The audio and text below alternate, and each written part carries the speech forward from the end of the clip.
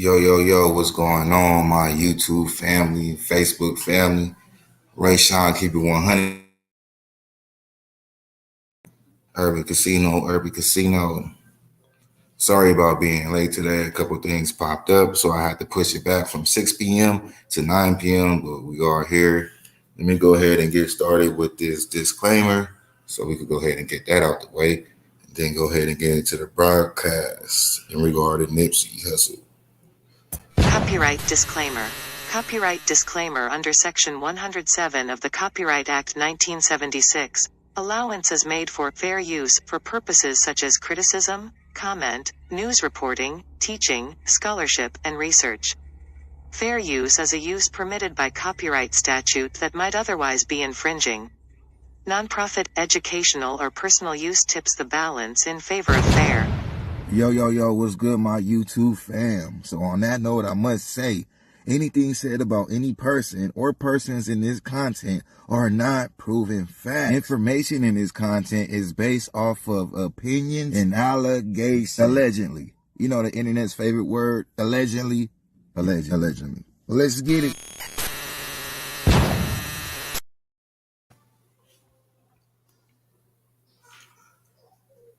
All right, y'all. Since we got that out the way, let's go ahead and get started. Man, I don't even know where to start. So much to say. But, I ain't even going to hold you guys too long. We're just going to go over a few things, just to honor his life. For those that don't know, Nipsey Hussle was killed 3 years ago today, March 31st, 2019. He was murdered in front of his shop by this buster ass, somebody from his neighborhood ass. But yeah. And, so it's a few things to be said, man. He left a big legacy. He is a legend himself. He did a lot for his community. He did a lot for his peoples. So on, man. Was just a good man to where, his legacy deserves to stay out there. The marathon continues, which it is a lot of people out there that still pushing Nipsey Hussle and the impact that he caused on California and the music industry in the West Coast and LA, and even within gangbanging, which means a lot to the California culture, to the culture in general, especially in California, unifying Bloods, Crips, and Hispanics, and, just Asians, however it may go, people within the Los Angeles community in general.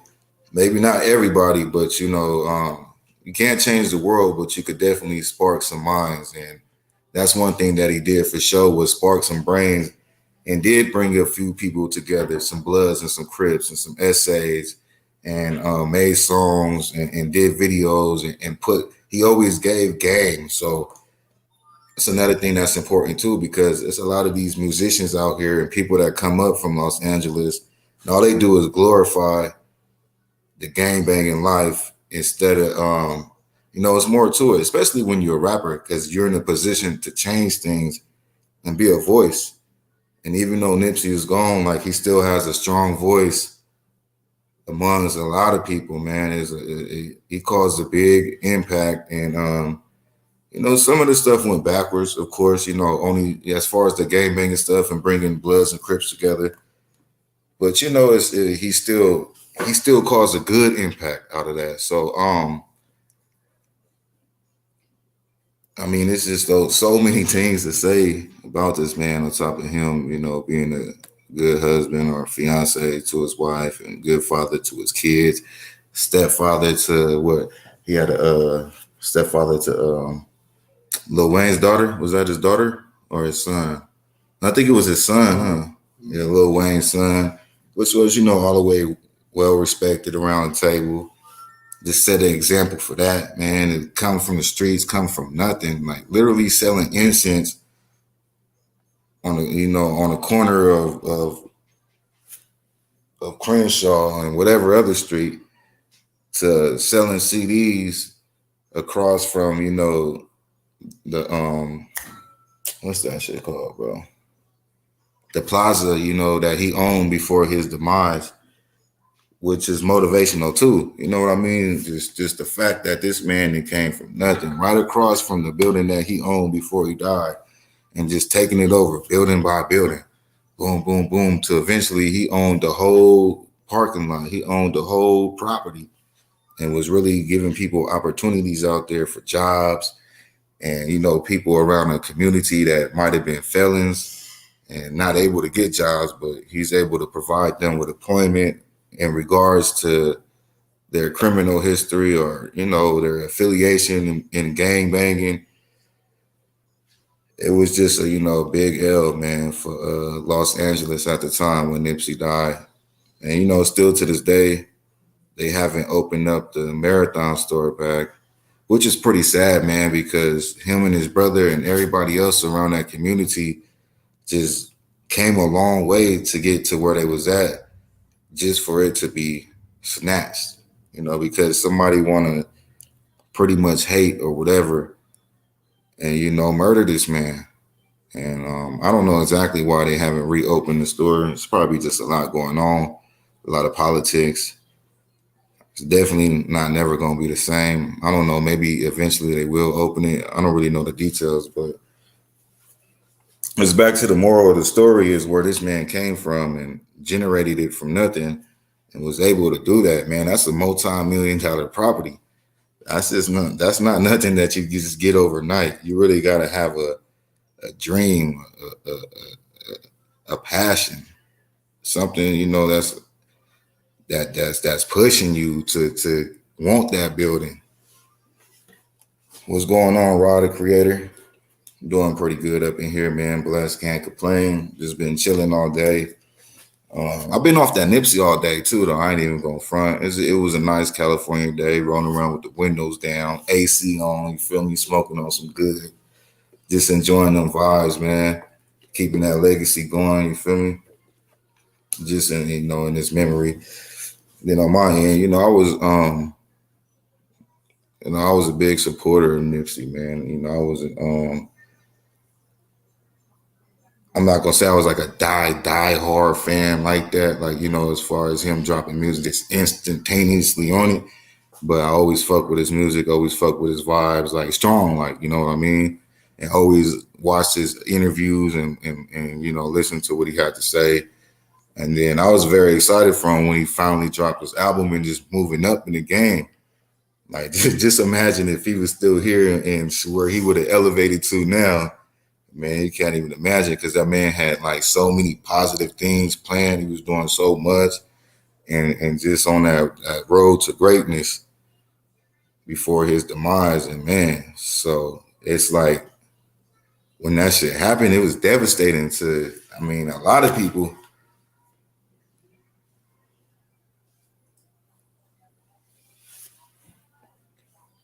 Yeah, it's a little science, it's some science behind that smoking and driving with the AC with the windows down.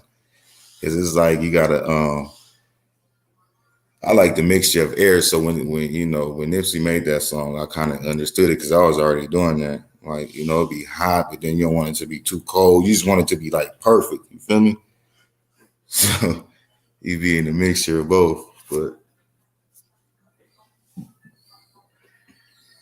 and this man had a lot of knowledge, like divine wisdom. He was on his game and he was very curious about life.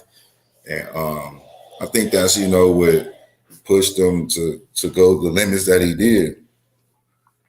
And yeah, man, crazy story. Still unbelievable that somebody took this man's life and, you know, in front of his own store, something that he worked hard for in his own neighborhood that he cared for, in his own city where he was loved at.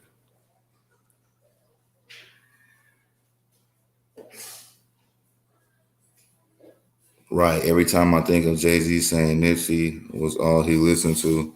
Yeah. Nipsey just had like his own, he had his own lane in the game to where a lot of people respected that shit. And that's why he was very respected. He didn't really get into it with too many people. It was like he was here for what he was here for was to hustle. You know what I mean? Nipsey Hussle, he was a hustler. From, like I said, selling incense on the corner to selling CDs to probably doing some legal activities. I don't know. He don't really talk too much about that. He rap about it in his music, but in his real stories, I think that was prior to, but whatever he did, man, he hustled. So, a lot of people is going to respect that. And then for somebody like Jay-Z that's been there to see a youngster, especially from the West Coast, and being a Crip and, and having that mentality and people going to pay attention to that. That's why a lot of people fuck with Nipsey Hussle as far as certain people in the industry. And one of the only, the only rap artist to sell a mixtape for $100. And I believe Jay-Z bought 100 of them. So that's what, 100 bands?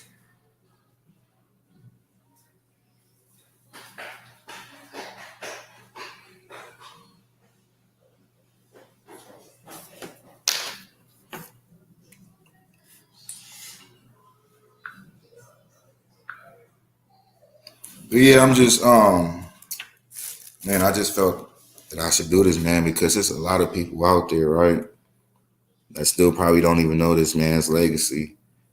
And then some people get the misconception, which is cool. He is a rapper, you feel me, rap about certain things, but it's always a deeper side to what it is. It's a difference between when you use it for art form than glorify it.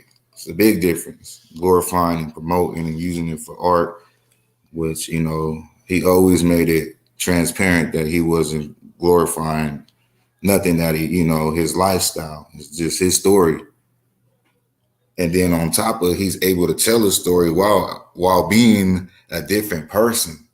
So it's not like he's telling his story and then living that life. Like, it's people got to look at it like that when it comes to these musicians, these rap artists, that is really about something.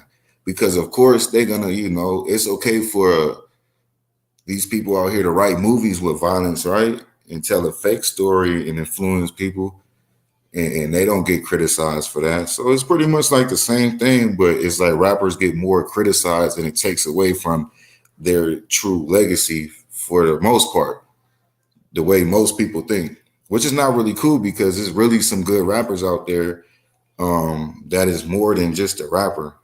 Some of these rappers is really humanitarians at the end of the day, that's really there providing and giving back to the community and giving knowledge and game to others, especially amongst the culture, and really causing a positive impact. People gotta, look to the deeper side. He says, this channel be flooded with chicks. I don't know, man. There be some women on here, you feel me? I don't know about the chicks and stuff. But yeah, so on that note, we're going to get into some content and then we're going to get into the timeline of Nipsey Hussle. Well, first, for those that don't know, he was born August 15th, 1985, and then he passed away March 30th, 2019. He was an American rapper, of course, emerging from the West Coast hip hop scene in the mid 2000s. He independently released his first mixtape, Slauson Boy Volume 1, to moderate local success, which led to him being signed to Cinematic Music Group and Epic Records.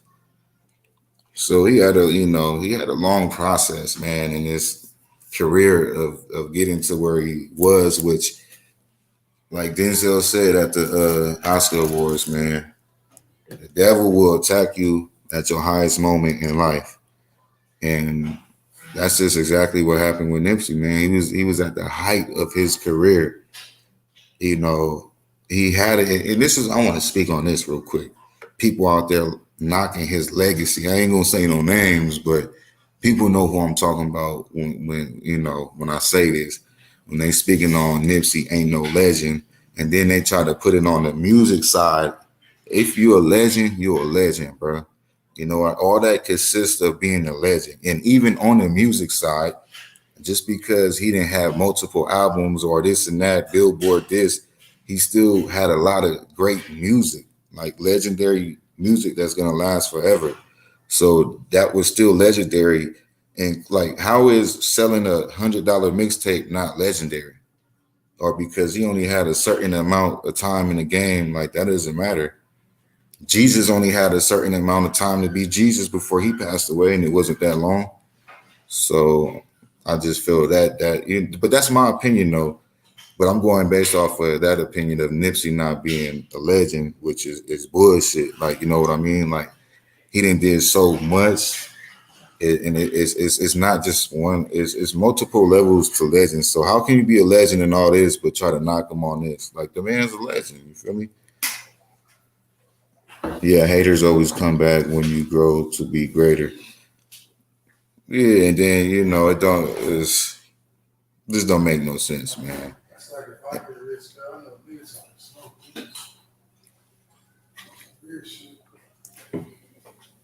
But yeah, you got them people out there that are really trying to knock your greatness, and it be them same people that come from the same place you is, that know you great, but just don't want to admit it because they don't got no legacy yet, or might not even be there. People don't understand that they be great, they gonna have their time to be great. And like I said, Nipsey is a person that always stayed in his lane and always had his own greatness. Caused a lot of influence. You feel me? Like he motivated me to be a better humanitarian in life. And other people behind that to be cool with Bloods and Crips and Mexicans. Like, that's deep. You know, like I said, he didn't change the world. He didn't change California. He didn't change gangbanging, but he put a dent in it, a positive dent for sure. So where the real ones that really care is gonna go back and think, how that Nipsey mind state, because that's what he inflicted on this generation. It may be the older generation, man, some of the younger generation, and some of the world. But even if it's just a certain few, it still matters.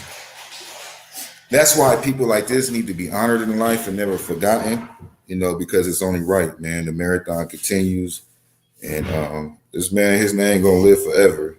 And one more thing is, I heard this, man. You could tell how much a person was successful at their funeral. And that was told to me by, the people that set up the funeral. I don't know their exact name for their occupation. But yeah, those people. They told me that when my uncle had passed away, because there's a lot of people at my uncle's funeral. And he had made that comment. So go back to Nipsey's funeral, man. For this man to come from the streets and be independent and have his funeral in the Staples Center and have it filled up and sold out, and the streets of LA going wild, like that's not legendary. Come on now, man. So that just shows you right there. And I wish for more people like Nipsey, especially coming from California and coming from LA or somewhere within this region of Southern California, to represent this area. But I don't really see it happen soon. Not saying it's not possible, but I do hope for it. But it's just hard to see it happening, man, on the scale that he did it. And it was just epic, real epic. And for those that know, man. For those that don't know, shit, y'all gonna know tonight, or y'all gonna know eventually. But either way it go, I'm just doing this for my heart, man. I don't care if nobody watch or listen. I'm a fan of Nipsey. He really did impact my life in a major way. I didn't know him personally, but just the inspiration of him being a human being, and just the fact that he cared, coming from where he comes from, on that scale, on that caliber, to care as much as he did for his folks and give back to his folks and give that game and show people that you could get out there and hustle every single day. Don't give up. If you hustle, you can get where you at, legal or illegally. So the real ones out there know what's up, man, especially being a hip hop fan, listening to rap music. It's hard to run across rappers like this, especially nowadays. Like, We don't get rappers like this no more. That's just humble down and solid, no smut on their name. Ain't arguing with nobody, ain't really pressing no narrative. It's hard. And sometimes you don't even know who they are when they are here until they're gone. Um, that's a sucky part too. Unfortunately, I already knew who Nipsey Hussle was, and I knew what type of person he was. Just like that day, man, he got murdered. He was doing a good deed, as always, in his own comfort zone, to where he meets his fans and he meets his kids. So that goes to, was Nipsey in the right position to telling that man what he did? Yes, because if as man to man, if you're not rocking with the next man, you're not supposed to go in that comfort zone. And that man went in Nipsey's comfort zone, and he said what he said, and he had a right to say that because that's where he conducts his business. That's where his fans come to. That's where he take pictures with kids, and his whole life is right there. That's his shit. So we're gonna go ahead and move on to one of Nipsey's first interviews, which it kind of just shows you where how divine he was, how knowledgeable he was, how smart and intelligent he was from his first interview.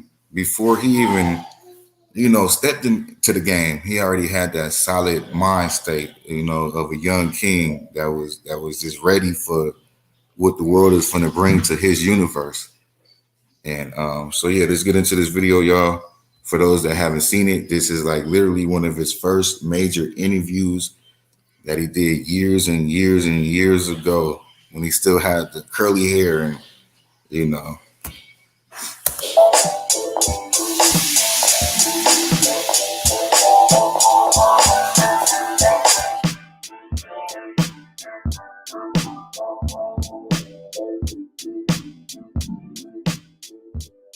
Standing right here is a guy who looks like Snoop Dogg, but he ain't Snoop Dogg. Well, you do look. What's your name, man? You new and upcoming, but you're at this summit. Hey, thank you, Rod, the creator, man. I really, really appreciate it because it's just a long story on why I started YouTubing. I don't know if you know or not, but I've been getting a lot of compliments on my voice and the way, it's just like a calling. It's like meant to be. So I really, really appreciate them comments like that, man, because it gives me the motivation to keep this YouTube going, and it makes me feel like I got this, like this is for me. So I appreciate it, man, for reals. What's your name? Where you from? My name Nipsey Hussle. I'm from LA, Slauson, Crenshaw area. You know.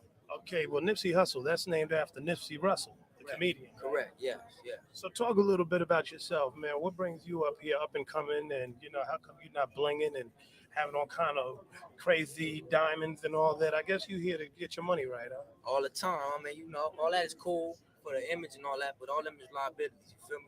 I'd rather invest in some real estate. You know what I'm saying? Wait, can you repeat that again, man? You're up and coming artist. What did you say you want to do? I say invest in some assets as opposed to trick off my money on some liabilities like diamonds. You know what I'm saying? Cars that lose value, so you drive them off the lot.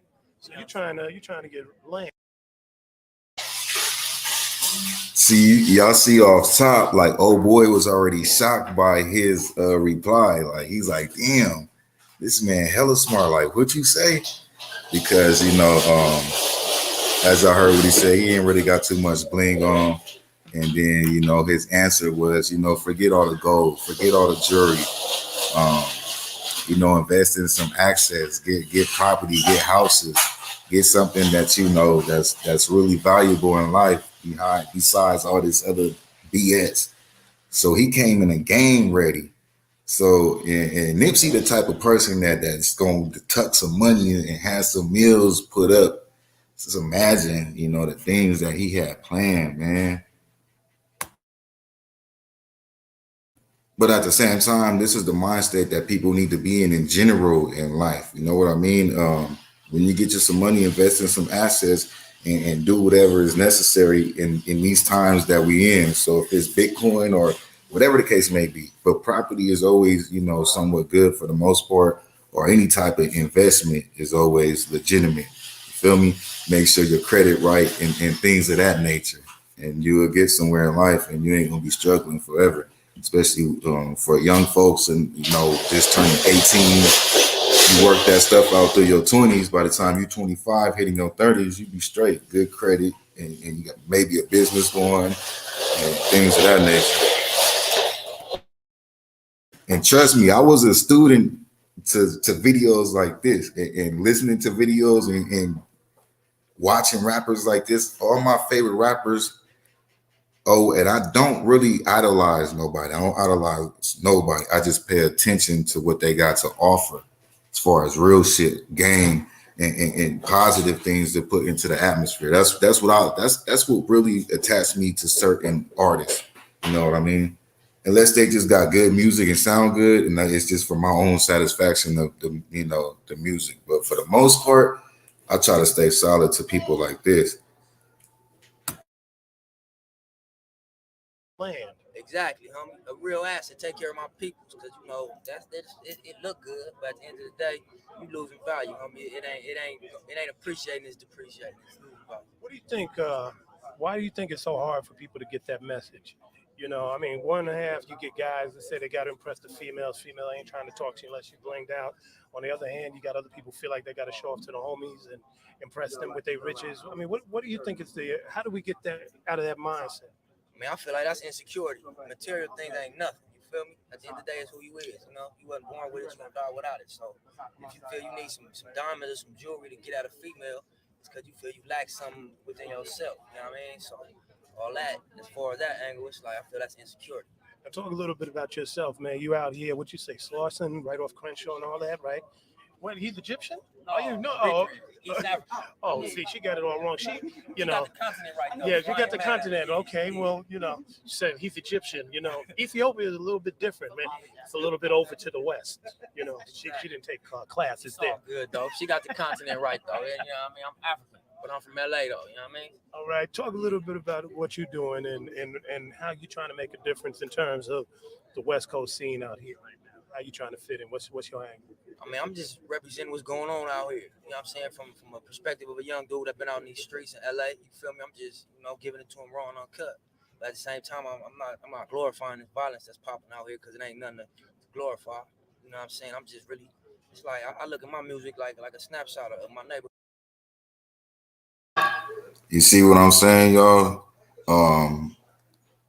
This is a narrative that he's been pressing since the beginning of his career of not glorifying gang banging, but yet just rapping about it. This is a story. This is his life story. Maybe you could learn from this life story, and instead of going straight to the violence, you could go straight to the hustle. You know what I mean? People gotta pay attention to the message and separate, you feel me, from the BS, from the nonsense, and woo, and so forth and so forth. What's going on, infamous truth teller? I appreciate it. Anybody out there want to send a donation, it's cool. It is what it is. If not, man, just support the channel. Make sure you hit that thumbs up, and just continue to rock with your boy. Neighborhood, you feel me? What's your neighborhood like, man? Lots of big houses, pools, nice police officers and everything? No, nothing like that. You feel me? Do they protect and serve in your neighborhood? No, you feel me? They react. Police react. They don't stop nothing. It's still people getting killed, still robberies popping.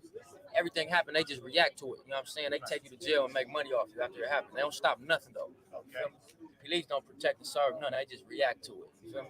So let me ask you, LA right now has been experiencing a lot of black and brown stuff, a little violence going on there. What would you say to that? And somebody in your neighborhood coming from where you at, what message do you give so people can maybe see things in a different light? I mean, I feel like, we got a common enemy. You know what I'm saying? So I don't feel we got time to be beefing. You know what I'm saying? It don't make no sense. That's divide and conquer. You know what I'm saying? That's Willie Lynch. You know what I mean? We got a common enemy in these capitalists that's taking control of our assets and colonizing what we're doing, as far as rap music, as far as our continent we came from, our culture and all that.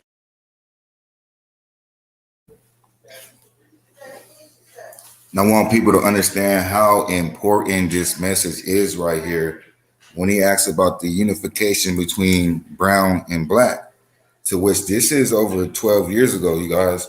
And for those that is not in California, the Mexican and Black War, it was pretty intense, especially going into the 90s. And then it started to calm down. And I ain't gonna lie, starting with Snoop and them, they wasn't really pressing that line. But a lot of Hispanics just like Snoop and like Dr. Dre and like the music. And I guess that just made things come together. But when Nipsey came out and start pressing that line, and then you got people like YG to follow suit, and then just lots of other things that play a part in the situation at hand. It really helped because now you got some hoods in Los Angeles that still got that mind state, but it's not that bad. Like it's really not that bad between blacks and Mexicans. It's still politics in the county jail and in prison, but for the most part, it's pretty much cool. That's not a major issue in our community right now, in the urban community or in our culture. It's more of a problem with ourselves. But that's just one more thing that I wanted to point out, that he been pressing that issue all his career too. So you got to think about all these lines that Nipsey pressed and that his fans and followers is and really trying to follow suit and think like that. So you might have that kid, right, that's going to school and got their parents at home that don't like a black person or a Mexican, right? But then they listen to Nipsey, and so does the rest of the kids at school, and that's what they going off of. So that breaks the bridge, which now this generation that's now is they don't really got to go through too much of that nonsense, right? Because that was ugly, man. I didn't used to like that shit. Blacks versus Mexicans, like that was always stupid to me, man. But that's a big step to take publicly, man, as a public figure, as a gang member, and even to stand with the Bloods. It's like this Crip right here from 60s, neighborhood Nip. He did that, man. And that's part of being a humanitarian, no matter how people looked at it or not. I know a lot of people forget about the hood and forget about the culture, but it's still humans out there, man. It's still good people out there, regardless, and there's still children out there that needs this type of message. So yeah, shout out to Nip on that part right there, 100. Like we got a common enemy, so we ain't got time to have issues amongst ourselves. The same as well as a black on black. Have you been back to Africa? I know next in January they're gonna have a big World Social Forum in Kenya. You might go out to that. And what's the scene like over there on the hip hop tip? Man, they loving it, homie. That really opened my eyes to how global and worldwide hip hop has become. You feel me? I went to East Africa, where my people is from, like 2 years ago. A lot of people don't know, man. In East Africa and Somalia and all those places, they have the war poets out there. All that rap stuff that we do today came from that area. Am I right? Am I lying? No, that's real talk. You know what I'm saying? It comes from struggle. People gotta express their struggle. When you ain't got no other means of liberating yourself, is through spoken word and expression. You feel me? So it's relative out there as well. You know what I mean? They relate to our struggle. Okay. Well, there you go. So we're gonna look out for you, Nipsey Hussle. When's your next album coming out? When's it gonna drop? First quarter 07. Bullets ain't got no name. Slauson Records. You know what I mean? We're gonna get distributed. You know what I'm saying? We're gonna get in all the stores. It's gonna be popping. Nipsey Hussle. And then remember, man, he said invest in land. Don't be being like these other folks, man, buying all kind of diamonds and stuff that that depreciates in value. That means it ain't worth nothing at the end of the day. Am I right? All the time. Buy your mama a house, man. You know what I'm saying? That's a good investment. There you go, man. We out for now, family.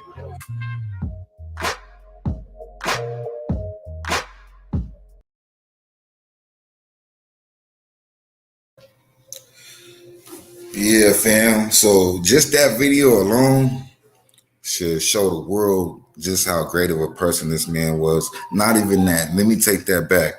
Just show the world how intelligent and how divine and how much wisdom this man has. So you could just imagine somebody coming in the hip hop industry 12, 14, 15 years ago with that mind state and then have all this time to grow. And trust me, this man, he has grew a lot, man. Shout out to Nipsey Hussle. And I want to say this real quick, man.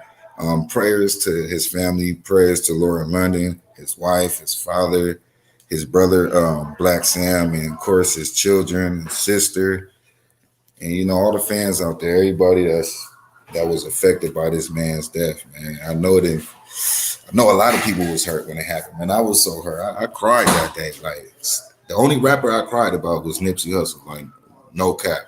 Like instantaneously. Like when I got the news, I was devastated. Like could not believe it. And it was just it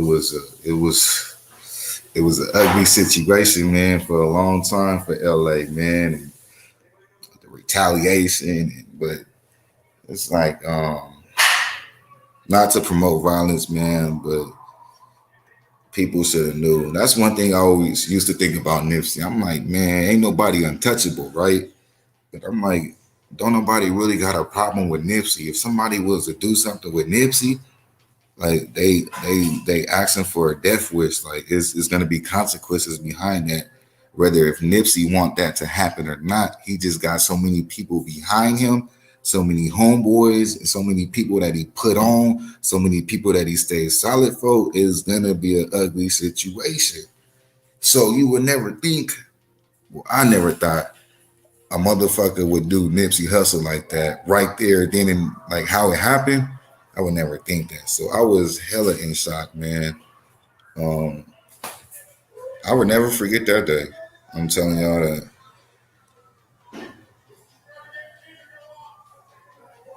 Oh yeah, thank you. I appreciate it. Yeah, he had that divine wisdom, man. Like Nipsey was a true blessing, man, a true prophet, a true king, in all types of ways on a whole different caliber. Like, some people understand, some people don't.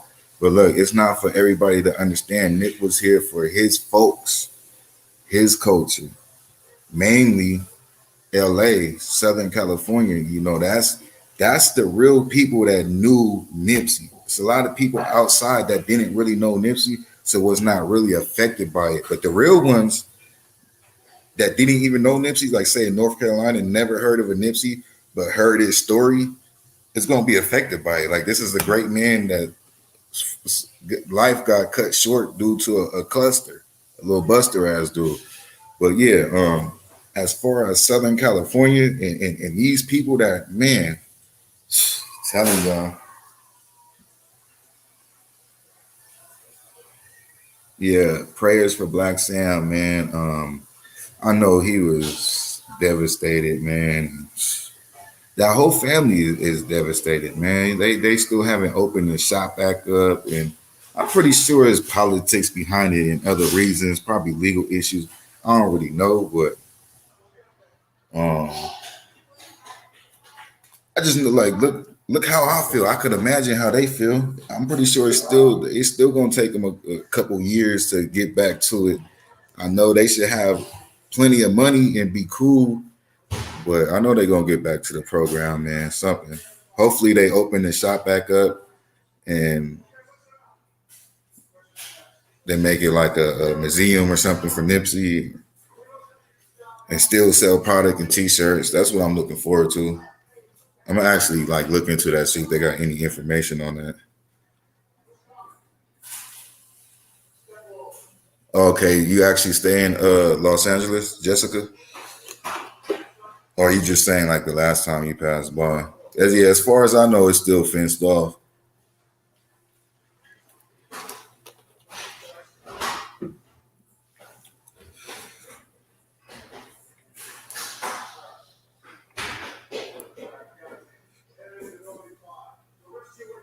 But yeah, I could just imagine, man, how that family feel. Especially like Lauren. I seen a post that she made recently, maybe this year, not too long ago. She was just, still saying that she's holding it down for Nipsey, and that's like the best thing that ever happened to her. And I still remember that video when she was running through the hospital, man, and she was just like, "That's my husband, that's my husband." Like that shit was so sad. I could just imagine her pain, like, just like it's hard to find a good rapper like that. Like imagine finding a good rapper boyfriend like that. Like, you know what I mean? So just imagine her pain, like.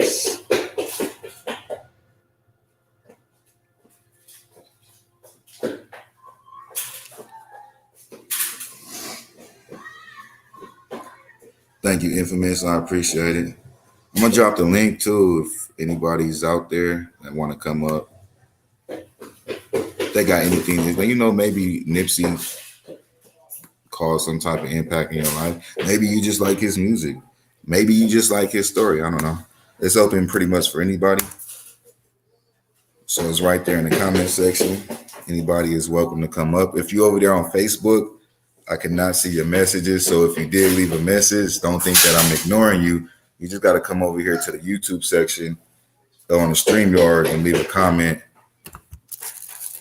And then also, if you're over there on Facebook and you're not subscribed, come over here and subscribe to either channel or to both channels, Rayshawn Keep It 100 or Urban Casino.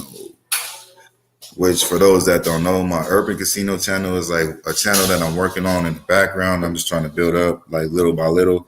That's more, on the culture. And the reason I stream from both channels tonight, Urban Casino and Rayshawn Keep It 100, because this is still, it's a lot of reasons. But, as far as the Rayshawn Keep It 100 channel, this is still in regards to true crime. Still an open case. It's just something real. This man was humanitarian, so of course I'm gonna do it on the Rayshawn Keep It 100 channel. And then the Urban Casino channel, y'all know that's all about the culture. So yeah. I got another video for you guys. 5 ways Nipsey gave back to the community. So let's go ahead and get into this, so we can see some more of his greatness. You know what I mean? And yeah.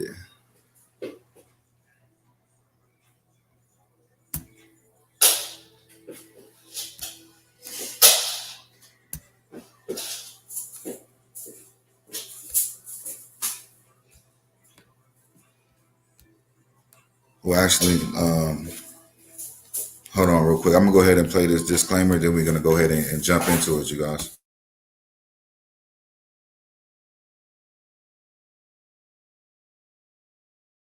Copyright disclaimer. Copyright disclaimer under Section 107 of the Copyright Act 1976. Allowance is made for fair use for purposes such as criticism, comment, news reporting, teaching, scholarship, and research. Fair use is a use permitted by copyright statute that might otherwise be infringing. Nonprofit, educational, or personal use tips the balance in favor of fair.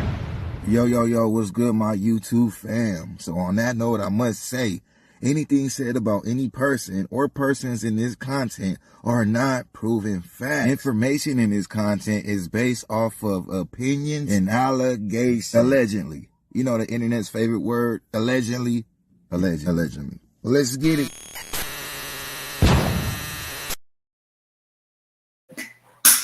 All right, so yeah, fam, I gotta play that just to be on the safe side. And then at the same time, that's like my little break commercial. Might as well just play a disclaimer, right? So yeah, let's get into this video. 5 ways Nipsey gave back to the community.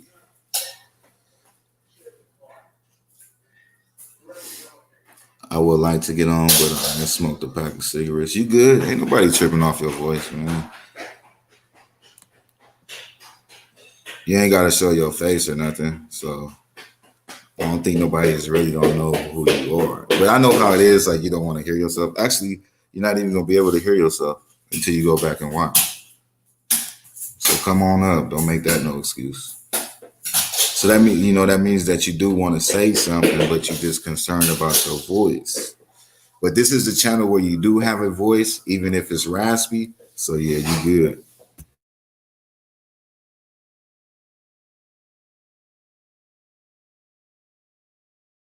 He's one of the realest MCs out there of his time. Now, this title isn't just because of his rhymes. Talking about Dan, Nipsey Hussle's fans, family, and closest friends all agree he's one of the realest MCs out there of his time. Now, this title isn't just because of his rhymes, talking about the life in South LA, but because he's creating change in South LA. If it wasn't for Nipsey, we wouldn't have nothing around here. For real, all we need is black people that really stick together and make things happen out here in the community. We don't got too many people that want to donate to the community when they get famous. They just think about themselves. Nip and Boss Hog really for the hood and for the family. You feel what I'm saying? I already love them. They my role models. For real. Right there. So I've been a huge Nipsey Hussle fan for a while. The very first video that I uploaded to this YouTube channel 4 years ago was a review of my order from his Marathon clothing website. And I got this t-shirt actually when I saw him in concert for the first time last June in Seattle. It was the last stop on his Victory Lap tour, and I'm so glad that I went and saw him. I traveled all the way from Calgary, Alberta, Canada to Seattle, Washington, because unfortunately he wasn't allowed into Canada. He had Hey, shout out to this YouTuber, man. I didn't quite get his name or nothing like that, but yeah, shout out to you, bro. You know, don't copyright the channel. It's all love, educational purposes. You feel me? So it's all love, man. tried to tour there before, and he was stopped at the border. So I decided to go and see him, and I'm so glad that I got the opportunity to go see him live. But that being said, I wanted to make a video today to commemorate all of the positive things that Nipsey Hussle did for his community. So without further ado, here are the top 5 things that Nipsey Hussle did for his community. So the first thing I want to speak about is the plaza where Nipsey Hussle had his Marathon clothing store. Unfortunately, it is the same location where Nipsey Hussle was killed, but there's a lot of history there for Nipsey Hussle. See, he started selling mixtapes and his clothing out the trunk of his car in that very parking lot, but he kept getting shut down by the cops for operating, a business that wasn't licensed. So eventually they leased space in that strip mall to open the Marathon clothing store. And just recently, Nipsey Hussle, man, let's take a look at that, y'all. Drop them marathon flags, man, for Nip Hussle, man. Real talk, man. That man worked all his life to cut this goddamn ribbon in front of Big Boy with these gold chains, and all the support from going across the street, from standing across the street as a young teen, a young man in his 20s selling incense, looking at this building. All he wanted was one little spot in that building.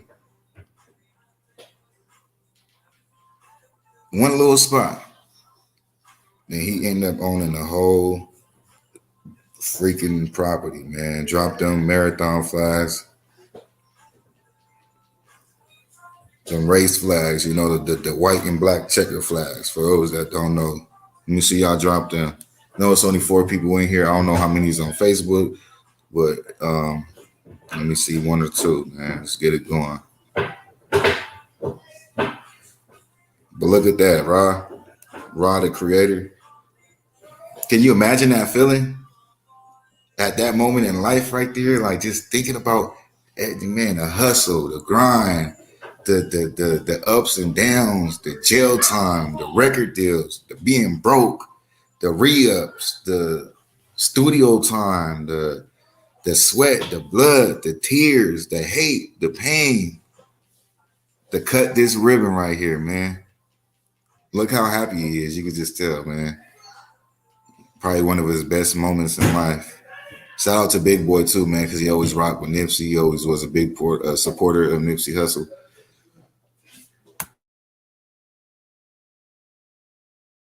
and a real estate investor by the name of Dave Gross purchased that strip mall with plans to redevelop it, and they've already started by opening some new businesses. They opened a barber shop, they opened a food location that has a bunch of healthy eating options for people in the community, and they opened a basic needs store as well. And the local news station there in South Central Los Angeles actually did a feature on what he was doing for the strip mall there. Dan, Nipsey Hussle's fans, family, and closest friends all agree he's one of the realest MCs out there of his time. Now, this title isn't just because of his rhymes talking about the life in South LA, but because he's creating change in South LA. All my life, I've been grinding all my life, all my life, been grinding all my life. released 7 mixtapes, a chart-topping studio album, and a lot of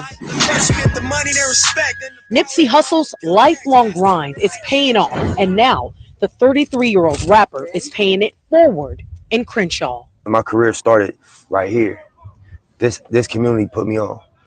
Yes, sir. Nipsey started in this parking lot on the corner of Slauson and Crenshaw.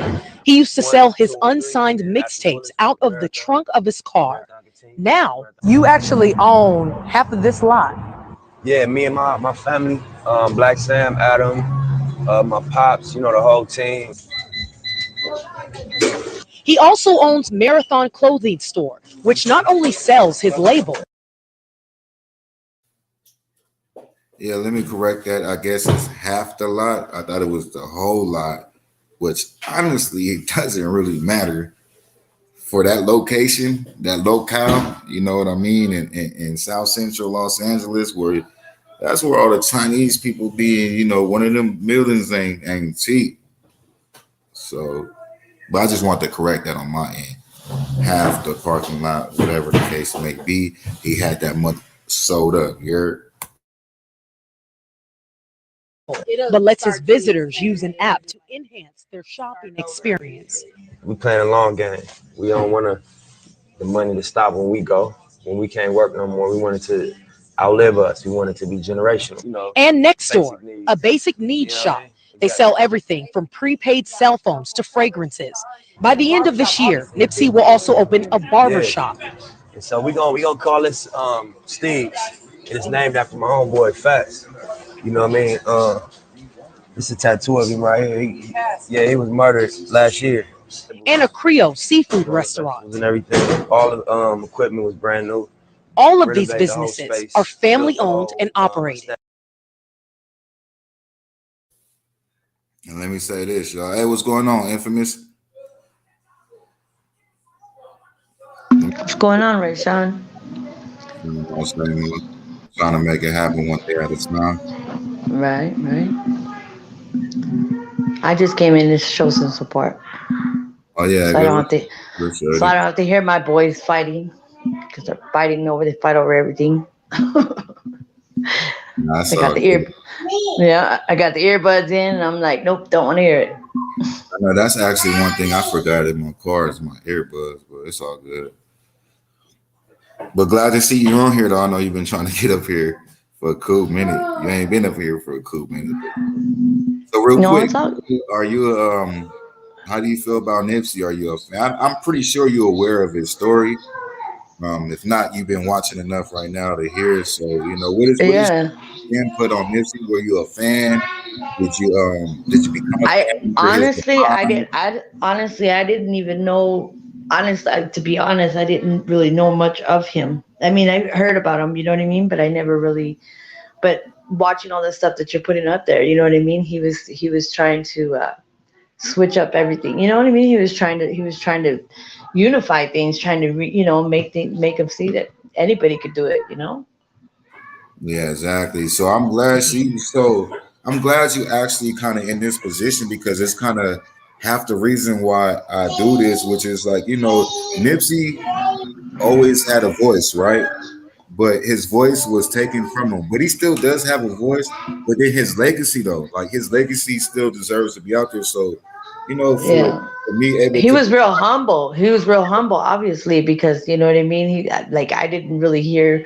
I mean, it's not that he didn't make an impression, but I didn't hear, So he had a really humble soul, you could tell, Yeah, and it's not nothing bad with like the world not knowing, because he was independent. So you got to think about it. Los Angeles and Southern California is still a big ass market. You know what I mean? To where it's if you can conquer that, then you can conquer the world, which he was on his way up. So it's like a lot of the impact was at home where he's from. And then it's like, mainly only music heads, because if you really in music and then you follow the West Coast before his demise, then you probably ran across Nipsey. But for the most part, a lot of people didn't, even though he was still out there, because he was doing songs with everybody in the industry. For the most part, knew of Nipsey, like even up to Jay-Z. Jay-Z was a big supporter of Nipsey. Rick Ross Ben wanted to sign Nipsey. Nipsey could go do a song with damn near anybody for free. And he had multiple songs, but he was just like, that underground. It's kind of hard to explain, you know what I mean? No, I get it. I get it. But like I said, he had a humble soul. So like it's not like he was like all about, just how everybody is nowadays, how society is. It's all about this and that and the fast money, the instant gratification, He had some goals, he had a dream, and he wanted to show that it could happen.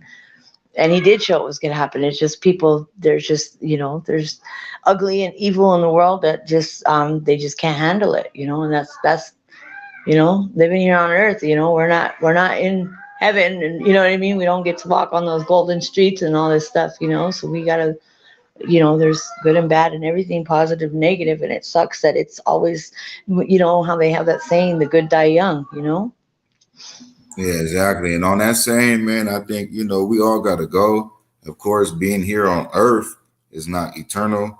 And I think, sometimes when real, genuine people, God's people, like almost reach that point of walking on gold and doing all that is, they time to go, because they set their message, and that's not life, That's just how I think, because he was almost there, man. Damn it. Like, Nipsey was there at the top of his life where he came from.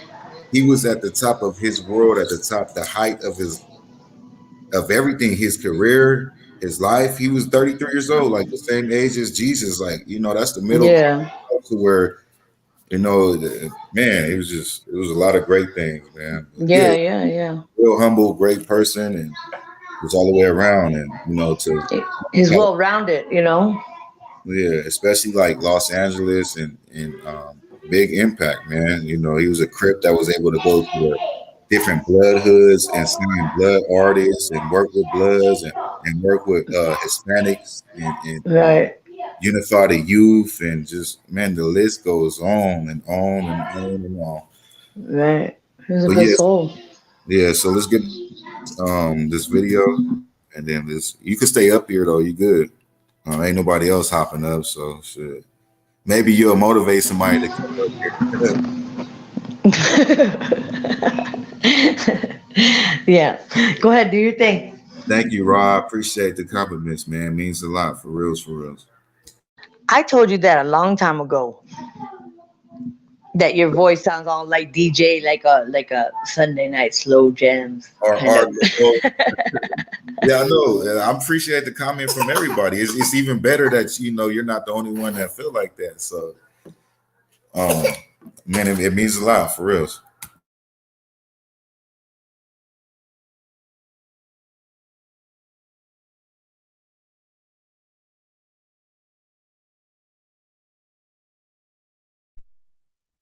Now, the second thing I want to speak about is Nipsey Hussle's loyalty to continue to use local artists, whether that be for the marathon clothing, getting them to design the t-shirts and produce the t-shirts, or getting local artists to be featured on his mixtape. Obviously Nipsey Hussle had the means to go to bigger artists and get their features on his mixtapes, but he rarely did that. The majority of the time he used local artists from South Central Los Angeles, like Jay Stone, Kobe Supreme, Dom Kennedy, Dub, a number of artists that were up and coming in the area, and gave them a chance to really shine on Nipsey Hussle's mixtapes. So continuing on with this theme, Nipsey Hussle actually hired all felons at his Marathon clothing store. And the reason he did that is because he knew that once they left jail, they would have a difficult time finding work with a criminal record. And so, often when that happens, people fall into the same trap of selling drugs or leading a life of crime when they can't find work, right? So Nipsey Hussle was giving them an hired all felons. Man, come on, man. That's so instrumental to the community. So much opportunity at hand. And I'm pretty sure he wasn't paying no chump change. I know he took care of his peoples. But let me say this real quick, man. Shout out to the Game. A lot of people don't know this. And I'm talking about the Game as the rap artist, the Game from Compton. A lot of people don't know this because the Game is not really that type of person to try to take advantage and just sign an artist. He rather just help you and put you out there. But the Game is one of the people that helped Nipsey get to where he was at when, you know, the game already got signed by Dr. Dre, G Unit, whatever the case may be. He already up somewhat, you know, he's in the rap game. So he used to drive down Crenshaw and always see Nipsey Hussle out there on the corner hustling. At first it was incense. You know, one day Nipsey didn't have no incense. So Nipsey out there with all his homies. Nipsey is a Crip. His homies is Crips. The game is a blood. So the game riding down Crenshaw solo, that means by himself. And you know, he pull up to the stoplight, and then Nipsey's in the front of the pack, and he sees, you know, the game sees Nipsey sees the game in his vehicle. So him and his homies all approach the vehicle. The game, like, you know, he just trying to protect himself. So he grabbed his gun just in case. Like, he not tripping, but, you know, just to protect himself. Oh yeah, Game is one of the what? Ain't nobody messing with Game. Music-wise, Game is a spitter for sure. But look, so, you know, the Game grab his heat, you know, just to, you know, just in case. So he see Nipsey reaching in his sweater pocket. So that's when he started clutching his gun. But then Nipsey pull out a CD. Boom. Give Game the CD. So as Game continued to drive down Crenshaw, he popped the CD in, you feel me? And he loved the shit out of Nipsey. He loved the way that he put it down with the flows.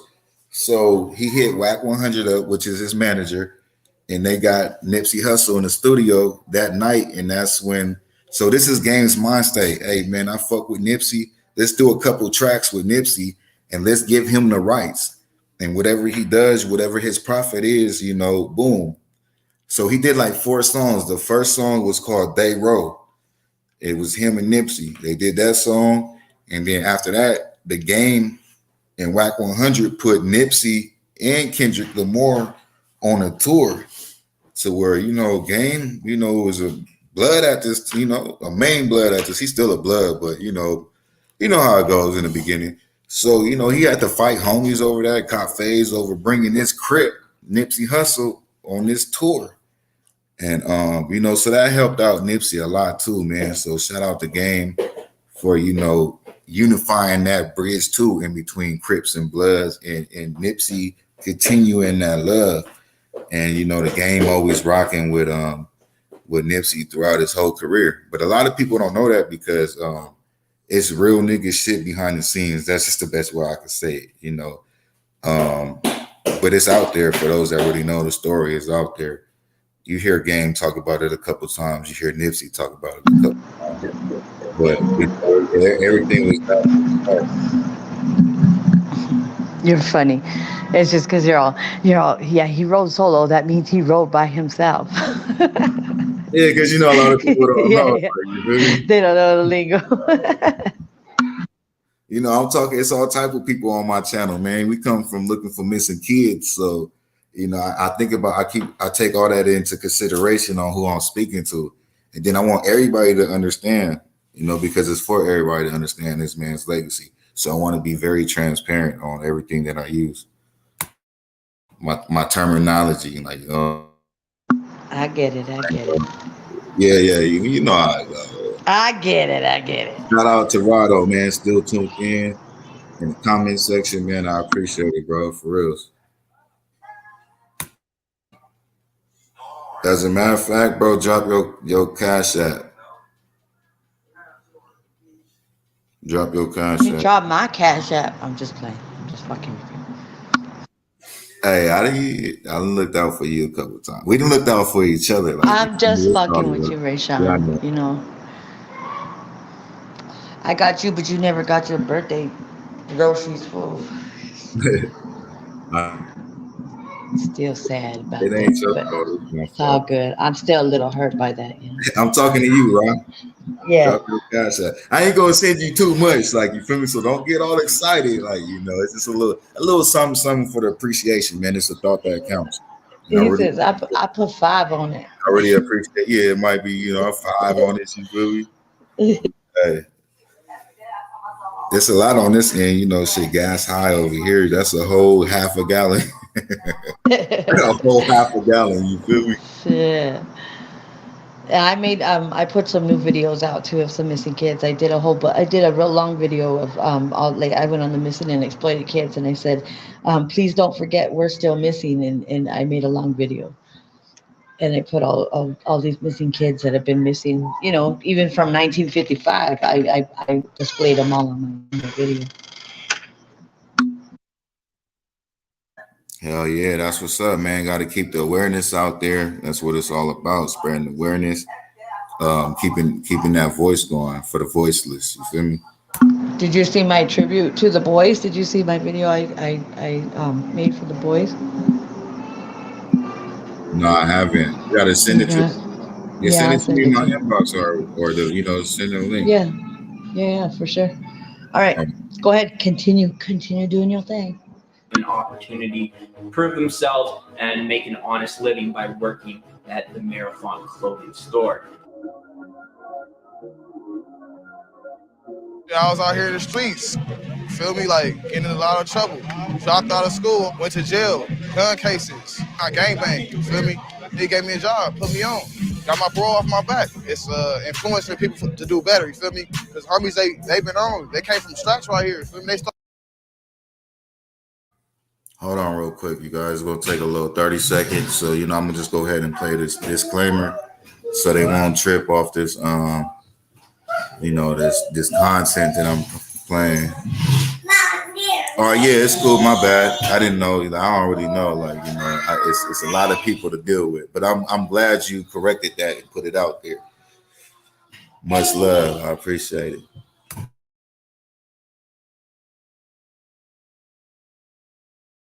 Copyright disclaimer.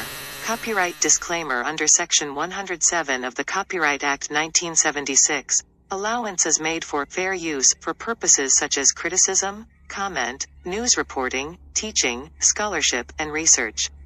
Fair use is a use permitted by copyright statute that might otherwise be infringing. Nonprofit, educational, or personal use tips the balance in favor of fair. Yo, what's good, my YouTube fam? So on that note, I must say, anything said about any person or persons in this content are not proven facts. Information in this content is based off of opinions and allegations. Allegedly. The internet's favorite word, allegedly. Allegedly. Well, let's get it.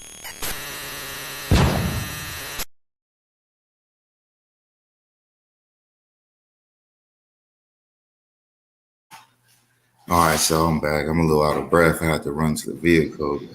Hey, Rayshawn, you're gonna show me how you do that little, like how it's a little echo on your little record. Like how you do that. Allegedly, like it's like a little echo. Yeah, I like how you do that. That's when I created the video. You got to kind of edit it in there.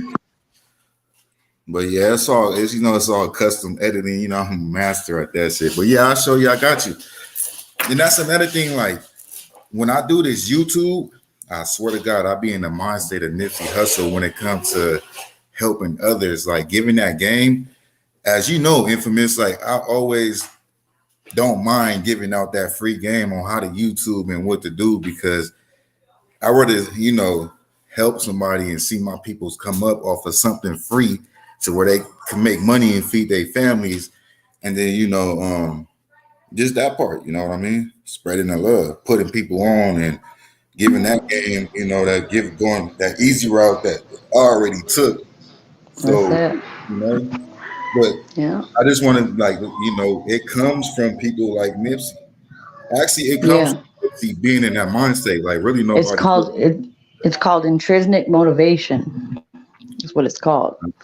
Exactly. It's the one thing that drives you. You know what I mean? That gives you the motivation. It's called intrinsic motivation. Like the thing that really drives, like you know what I mean? That motivates you in your life.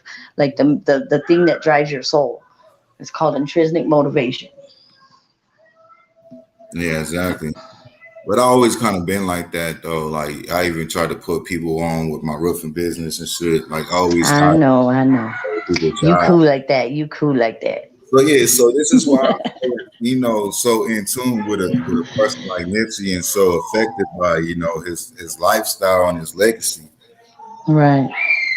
Well, I'm gonna drop down real quick because I gotta go handle my little Mohicans over here. They're acting all crazy. Yeah, so go ahead, do your thug thizzle. All right. Well, good job, and I'm always here to support you. I got you. All right, yeah, I appreciate it, sis, and thank you for popping on up. Most definitely. All righty. Hey, go listen to some of that Nipsey today, man. It's his day. I will. They started off selling CDs on the curb. Now look at them. They got 3, 4, 5 businesses. Feel me? That's from hard work, dedication. And at both stores, Nipsey hired local artists. It's Tanny.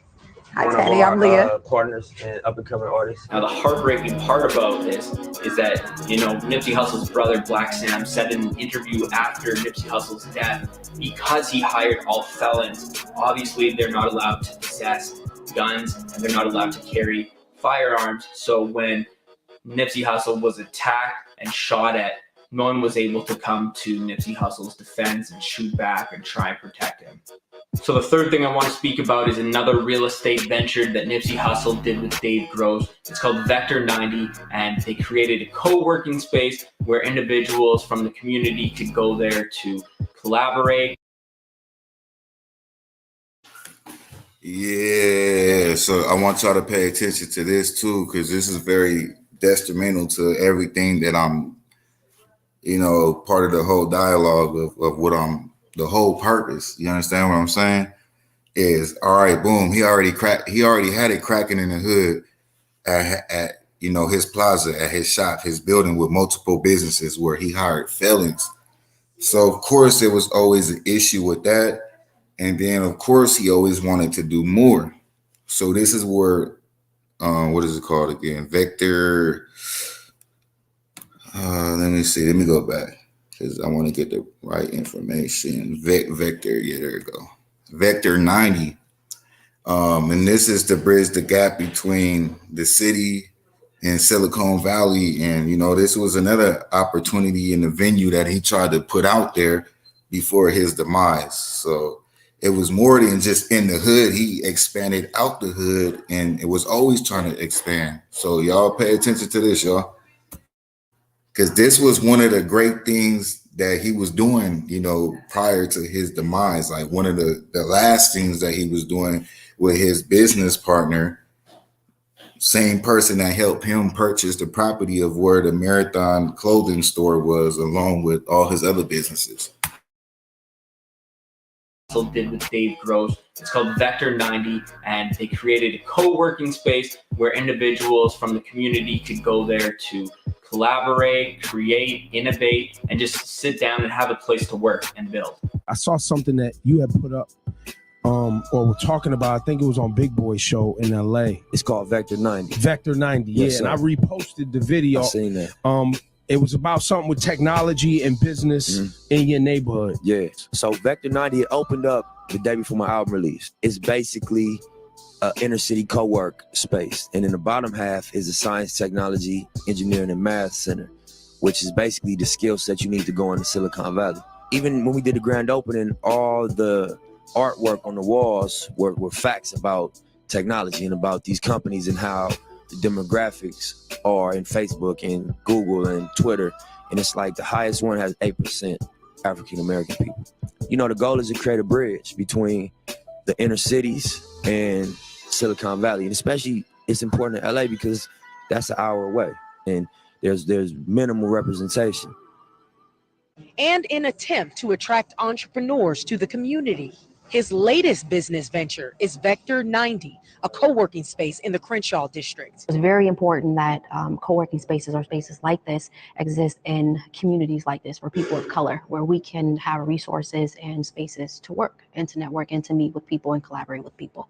So the fourth thing I want to talk about is Nipsey Hussle and Puma's collaboration to refurbish a local basketball court. They also donated $10,000 to the school that was obviously in need of some renovations. So Nipsey Hussle had a shoe deal with Puma, but they took it above and beyond that. They decided to work together to put some money back into the community and see how they could help the less fortunate kids. We got a lot of great business partners that make these type of opportunities something that is actually doable. Us being in partnership with Puma, them going back into basketball for the first time in years, we wanted to do something basketball themed. So put our heads together and came up with refurbishing the basketball courts at 59th Street Elementary School. You know, my grandma stayed a block away from here. We grew up, you know, walking distance from right here. Used to hop the gate, play basketball as young kids. You know, it aligned with what we believe in, what Puma's doing. And I feel like the kids end up being the winners at the end of the day.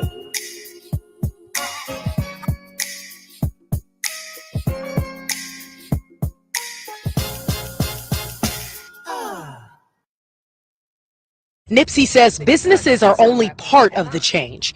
For true change, he's starting with kids at 54th Street Elementary, an area plagued by violence. Yeah, I think it's just about offering a new identity, you know?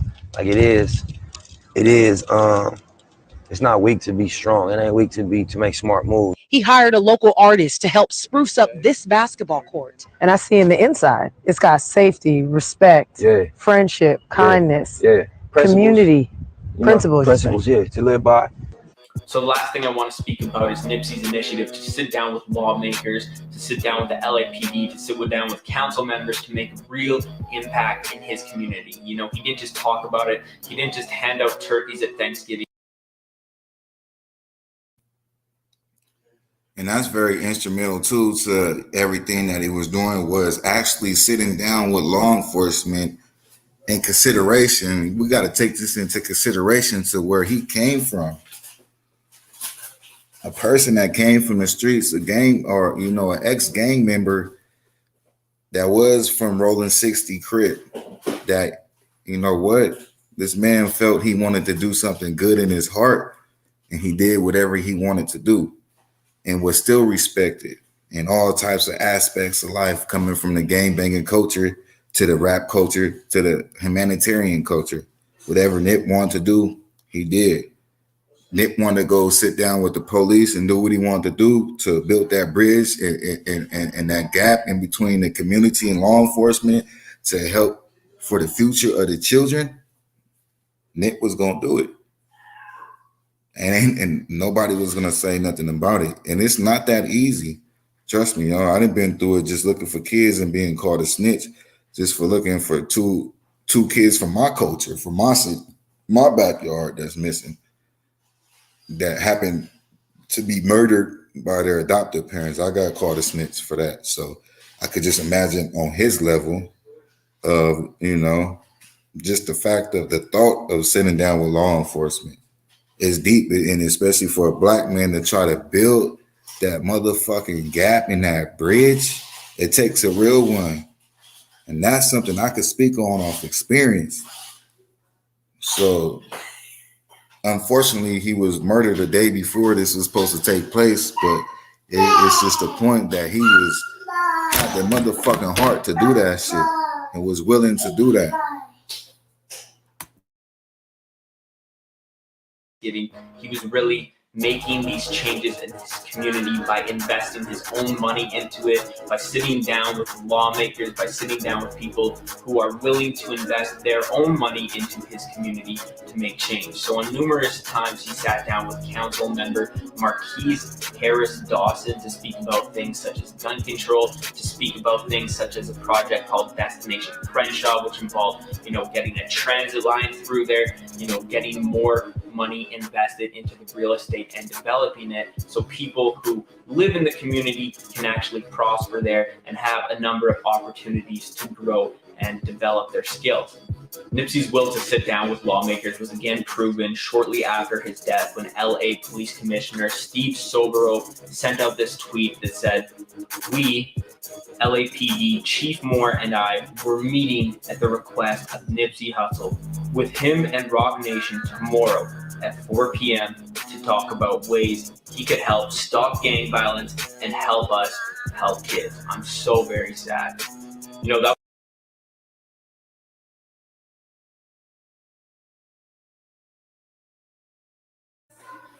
So yeah, let's take a moment on that real quick, you guys. And we pretty much almost done.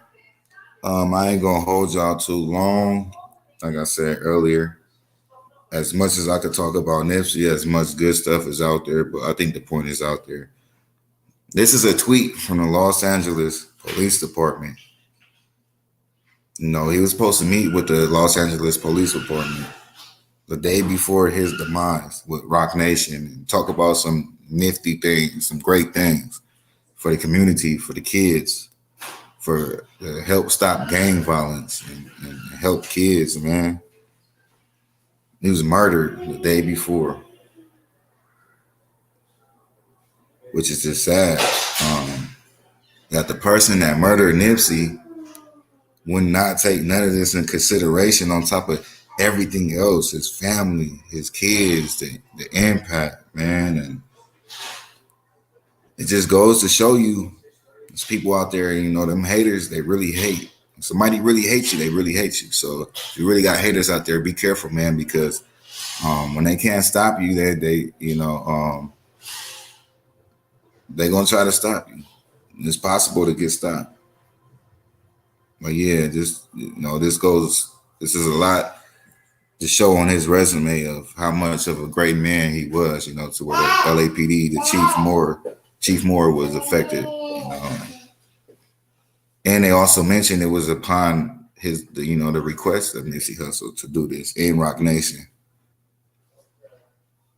Sad story, man. Like, I'm telling y'all, man, like LA, like really lost a great king, man. The world, but you know, it is what it is, man. You know, he did a lot of great things before his demise. So, you know, when a person could leave this much behind, it was time for them to go. Even though if we may feel it's way more, we're not here forever. We, you know, for the most part, prophets is only here for a moment. It could be a short moment. Look at Tupac. Hey, look at every great, you know, they was only here. Their message could last forever, even if they was here for only a year or two, you know, but it's still very important to life. Look how important this man was. Like, this the LAPD, man, talking about a 60 Crip, right? I mean, that's the truth, not just to put him out, because that's not just what he is, but that's how usually a police will look at a nigga, right?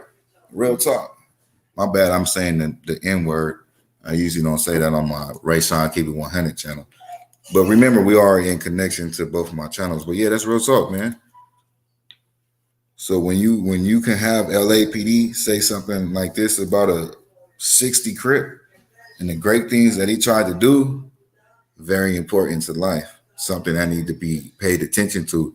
This is an example, at least for Southern California.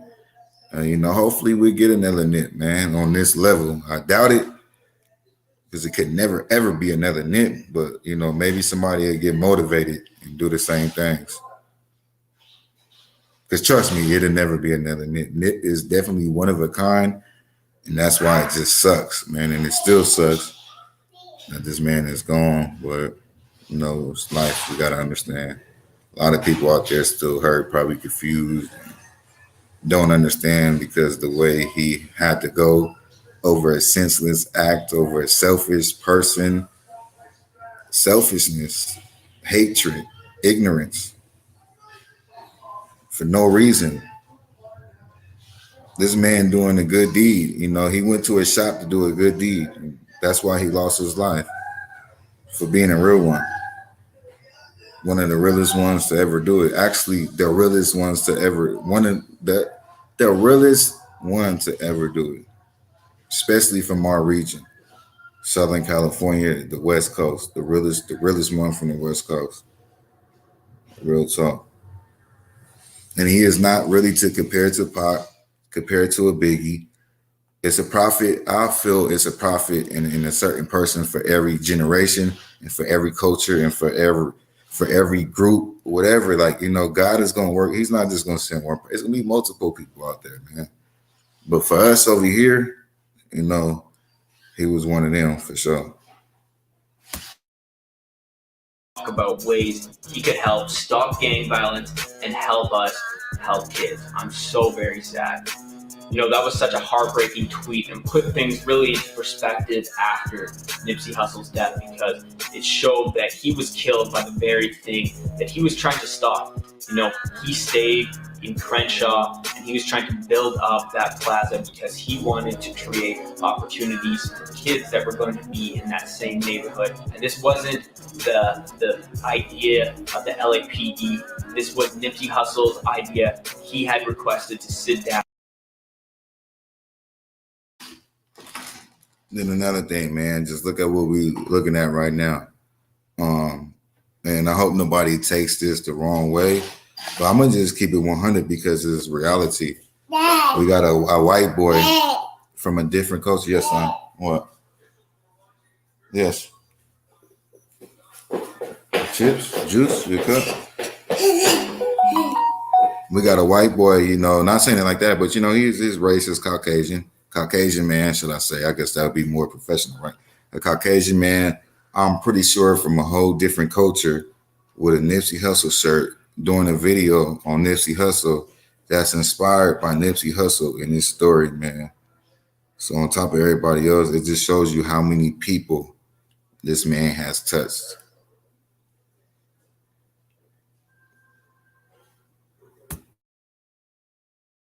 Down with the LA police, to sit down with the commissioner, to sit down with the chief and see how they could fix the gang violence, how they could get guns off the street, and how they could make Crenshaw a better community. A lot of rappers would have too big of an ego to go and sit down with police, but Nipsey Hussle was smarter than that. He knew that if he wanted to see real change, he had to sit down with the ones that were making the biggest impact. He had to sit down with the council members, he had to sit down with the government, he had to sit down with the police chief.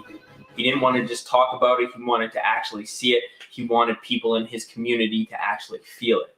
So those are the top 5 things that Nipsey Hussle did to give back to his community. I know there's a lot more things that he did, but those were kind of the top 5 that really stood out to me. And one more thing that I didn't mention, but I think is probably the biggest thing he did, not only for his community, but for everyone, is the music that he gave. And there are so many jewels in his music. And if you really listen to the lyrics, he's a very intelligent, articulate individual, and there's so much wisdom in his lyrics. If you really listen to him, there's so many things to get inspired about. If you want to be a successful businessman, an entrepreneur, a hustler, whatever the case may be, I encourage you to go listen to his music. Not only does it sound amazing, but there's just so much to learn from his music. So please, I encourage you to go listen to Nipsey Hussle's music. Thanks a lot for watching my video. Please subscribe to my YouTube channel for a lot more hip-hop related videos. Thanks.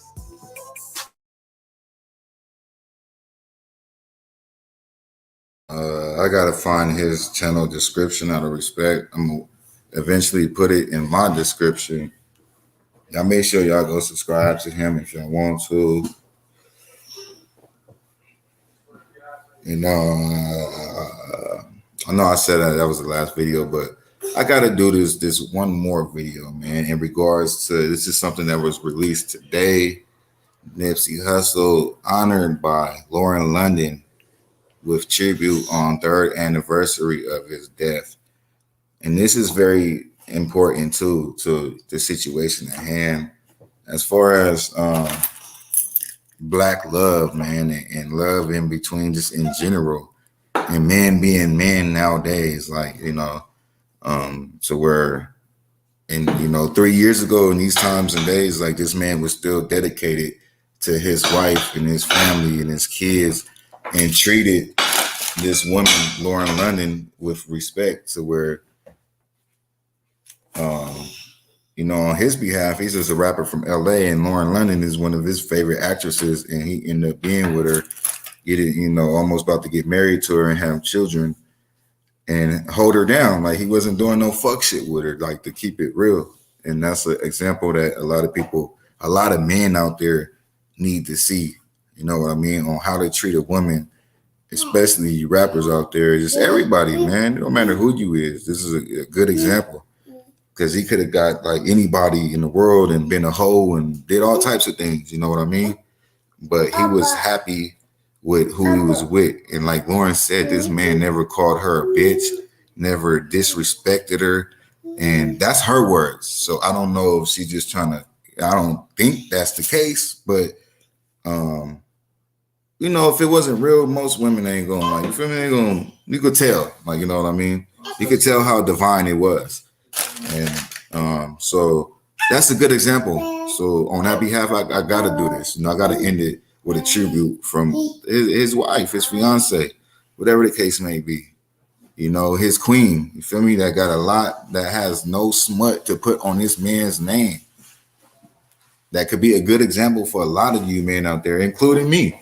You know what I mean? Made me want to be a better person to my partner. And you know, that's probably one of the main messages, you know, that this man then put out there. And yes, he did treat her as a queen, and vice versa. She treated him like a king. And it was just like so freaking perfect. You see them pictures that they took before his demise. Is just, oh my God, prayers for Lauren London, man. And prayers, man, she's still staying strong. And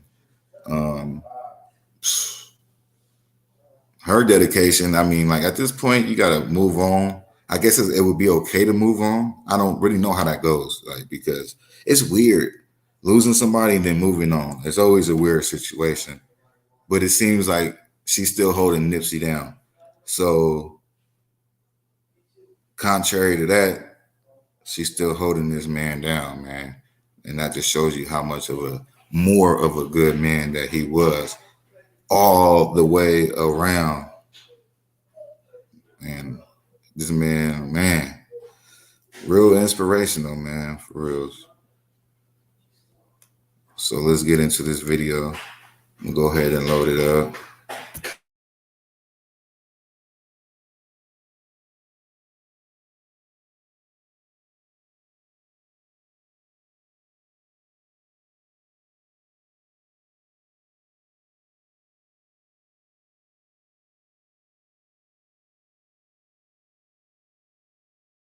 Lauren London is keeping her late boyfriend, Nipsey Hussle, close to her heart on the 3rd anniversary of his death.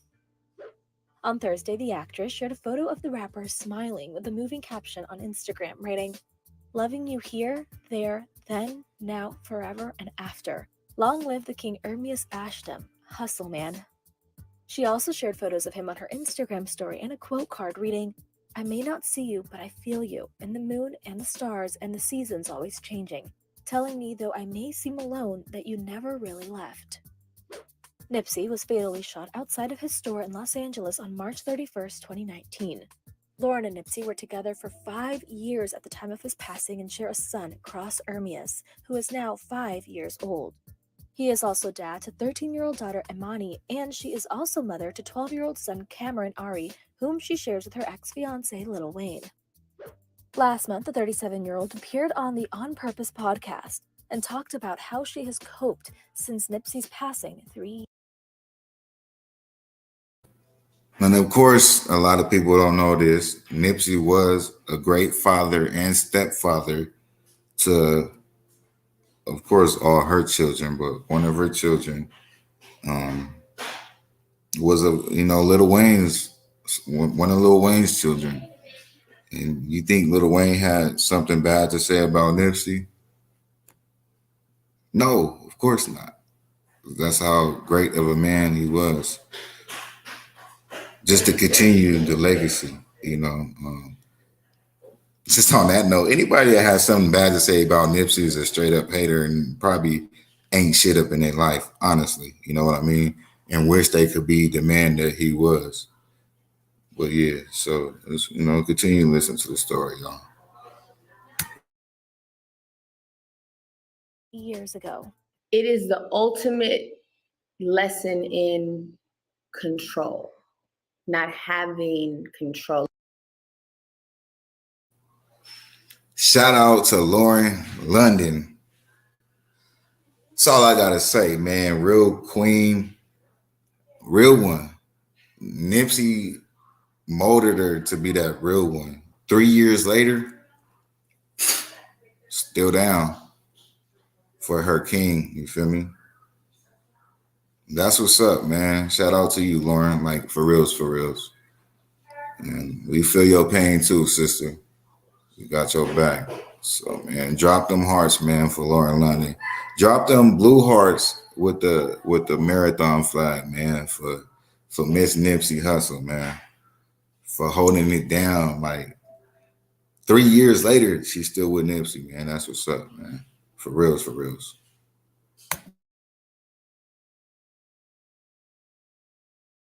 Letting go. It's really when you have this plan for your life, as you should, we should manifest, we should set goals.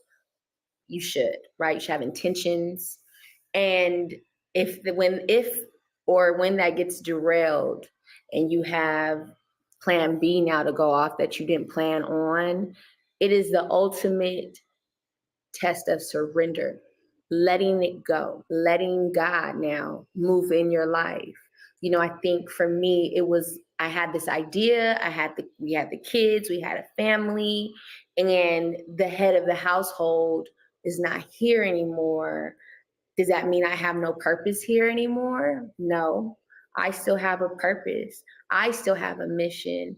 And now I have to tap into myself, you know?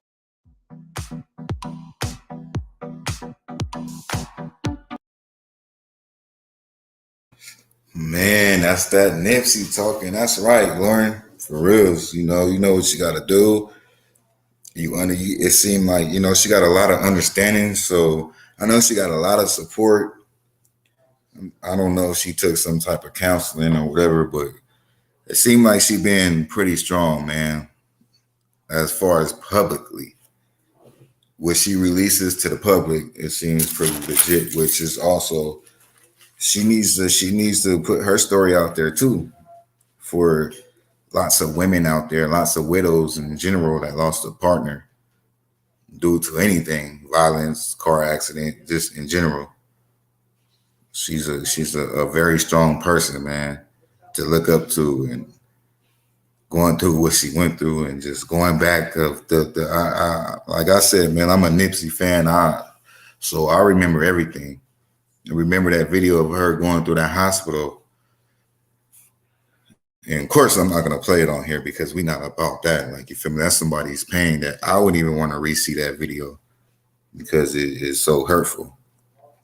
Her coming through them hospital doors screaming, "That's my husband. That's my husband."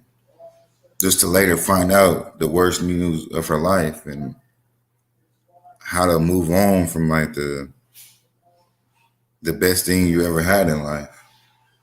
We all here to love. We all want a solid relationship. We all want that perfect relationship, especially on their end. Like, you know what I mean? Nipsey is everything that she ever wanted.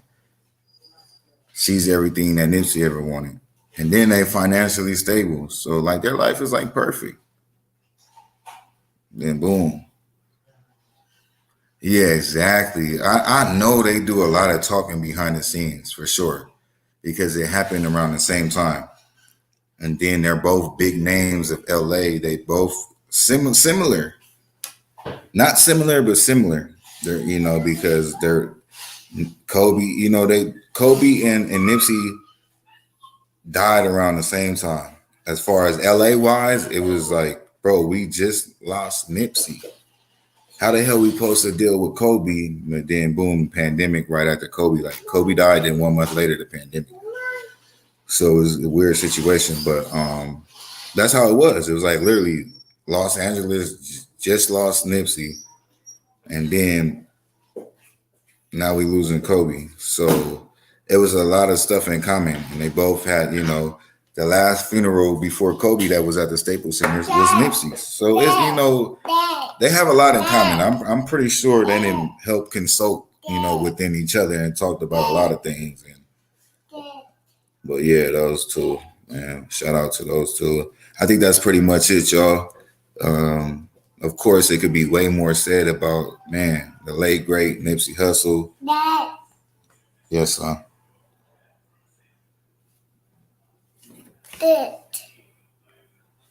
Shit.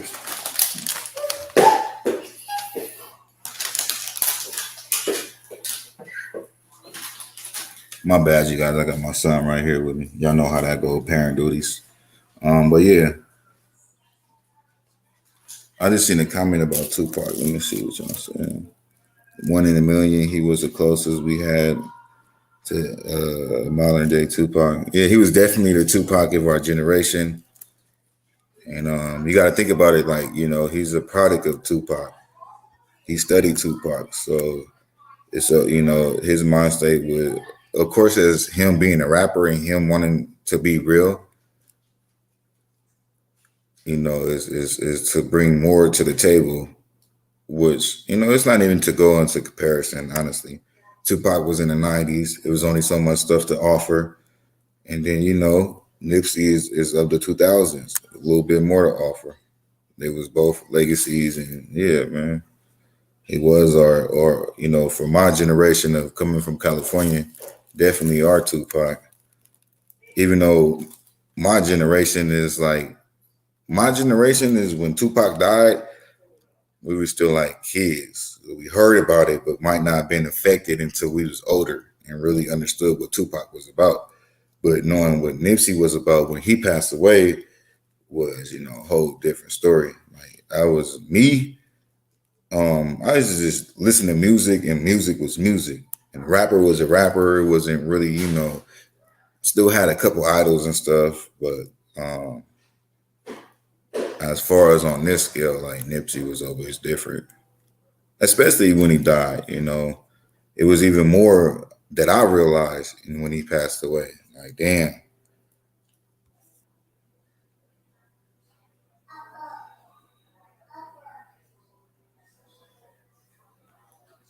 But yeah, is anybody got anything they want to say out there before we go ahead and wrap it up? It's almost about to hit 2 hours, so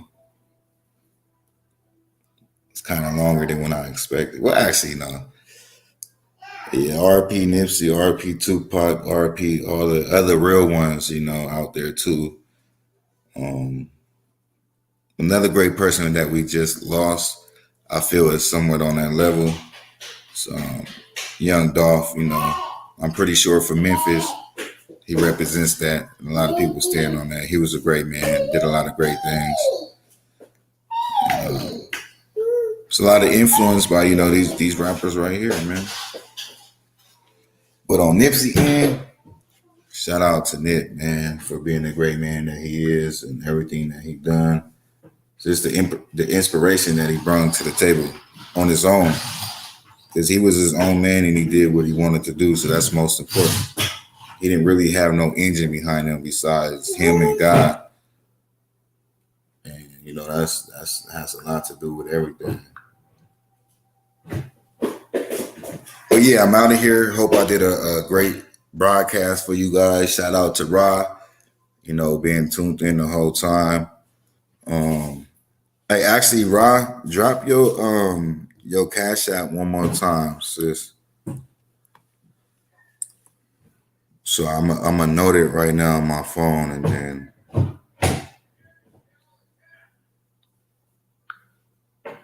gonna send you a little appreciation.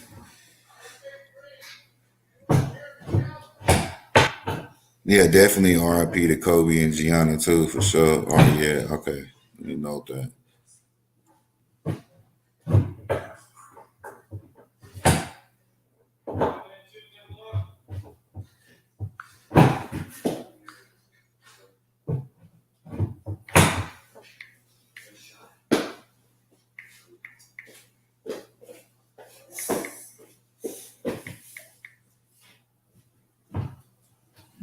All right, cool. I got you. I'm gonna send that to you in a few minutes. Let me get my son settled, and that's pretty much it, y'all. RP my boy Nipsey, man. You know, thank you for everything you did, bro. Real one.